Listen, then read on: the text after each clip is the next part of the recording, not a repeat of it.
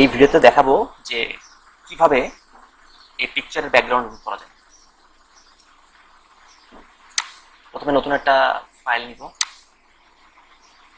5,000 নিলাম, তারপরে পিকচারটা ওখানে ট্রান্সফার করে দিলাম।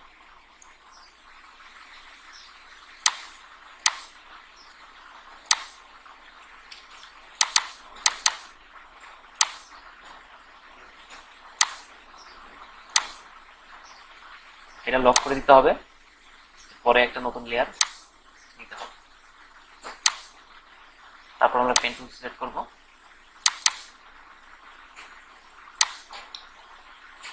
এখন এই পিকচারটা কতটুকু নিব সেটা আমরা নির্ধারণ করতে পারি। এখন আমি চিন্তা করলাম যে পিকচার এখান থেকে নিব, পুরোটা নিব না, নিব এখান থেকে। সেক্ষেত্রে এখানে পেন টুল নিলাম, তারপর এখানে ক্লিক,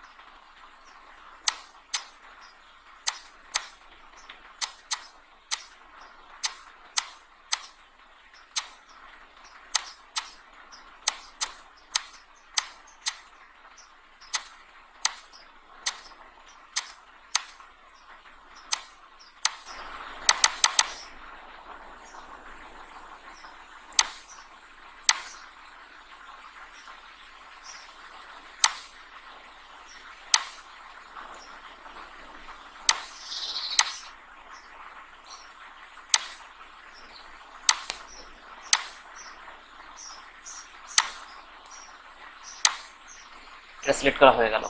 এখন এই ভিতরে একটা জায়গা স্পেস ফাঁকা আছে, এটা আমাদের সিলেক্ট করতে হবে। তার জন্য আবার পেন টুল নিতে হবে, আমাদের ভিতরের অংশটা সিলেক্ট করতে হবে।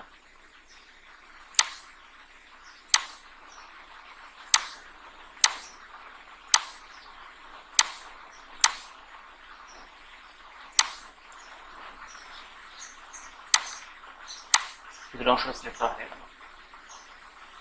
এখন আগে যেটা করলাম আর এখন এটা, এই দুটোকে আমরা সিলেকশন টুল দিয়ে সিলেক্ট করে নিব। অবজেক্ট কম্পাউন্ড পাথ, এটা করতে হবে, অর্থাৎ এই দুটো সিলেকশনকে আমরা এক করে নিব। মেক। এখন এখান থেকে এই যে লকটা করা ছিল এটা আমরা আনলক করে দিব। এখান থেকে সিলেকশন যাইতে হবে, অল,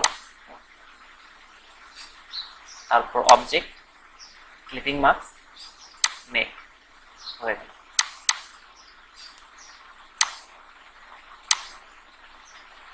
পিকচারটা ছিল এই,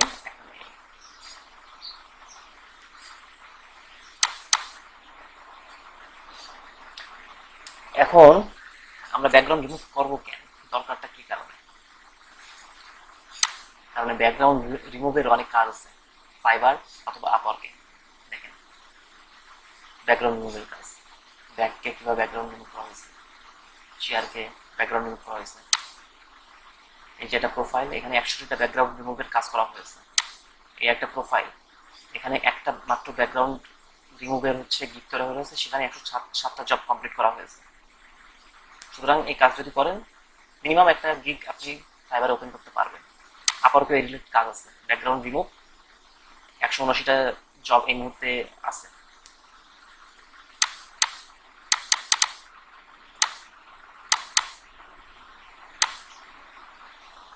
এটাকে আমরা এখন পিএনজি হিসাবে সেভ করতে পারবো। পিএনজি ট্রান্সপারেন্ট পিএনজি হিসাবে এটা এখন সেভ করে দিতে পারবো। Kingfisher background